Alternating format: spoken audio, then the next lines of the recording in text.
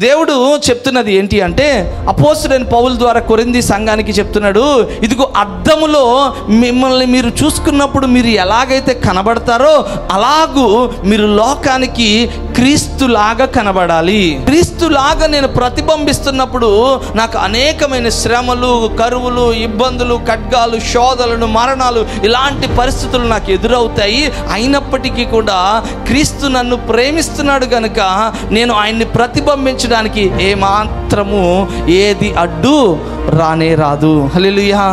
క్రీస్తుని ప్రతిబింబించాలి. ఇదిగో భార్య భర్త దగ్గర లోబడుట ద్వారా క్రీస్తుని ఏం చేస్తుందంటే ప్రతిబింబిస్తుంది.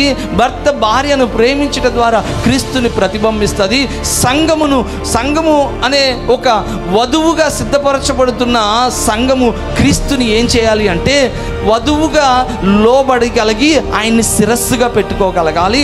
ఆయన్ని మాత్రమే చూపించడానికి ఇష్టపడినప్పుడు అలాంటి స్వభావము కలిగి ఉన్న వారి దగ్గరికి ఐశ్వర్యవంతులంట వెతుక్కుంటూ వస్తారంట.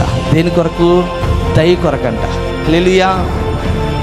అదేంటండి, ఐశ్వర్యవంతుల దగ్గరికే మనం వెళ్తాం కదా దయ కొరకు. కానీ ప్రభు వాక్యం చెప్తుంది, క్రీస్తుని ఎవరైతే ప్రతిబింబిస్తారో ఐశ్వర్యవంతులు వాళ్ళ పాదాల దగ్గరికి వస్తారు.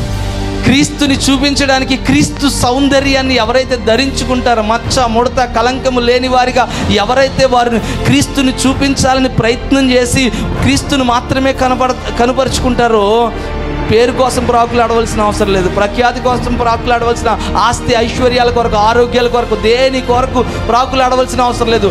ఐశ్వర్యవంతులు అన్నీ కలిగి ఉన్నవారు మన దయ కొరకు పరిగెట్టుకుంటూ వస్తారంట. హల్లెలూయా. హల్లెలూయా. దేవుడు వాగ్దానం చేస్తున్నాడు, క్రీస్తు పోలికలో మనం ఉండగలిగితే, మనం ప్రతిబింబించాలనే ఓ తపన కలిగి ఉండగలిగితే, ఈ తపన ద్వారా ఐశ్వర్యవంతులు మన దయ కొరకు, అయ్యా దయ చూపండి, అయ్యా కనికరపడండి, ఇగో ఈ విషయాల్లో జాలి పడండి. ఐశ్వర్యవంతులు అంటే అన్నీ కలిగి ఉన్నవాళ్ళు, ఆరోగ్యం కలిగి ఉన్నవాళ్ళు, ధనం కలిగి ఉన్నవాళ్ళు, పిల్లలు కలిగి ఉన్న సమస్తము నెమ్మది సమాధానాలు అన్నీ కలిగి ఉన్నవాళ్ళు, వాళ్ళందరూ వచ్చి ఏం చేస్తారంటే మన దయ కోరతారు. దేవుడు చెప్తున్నాడు, నన్ను ప్రతిబింబిస్తే చాలు, మీ దయ అనేకులు ఐశ్వర్యవంతులు వచ్చి మీ దయ కోరేటట్లు దేవుడు చేస్తానని చెప్తున్నాడు.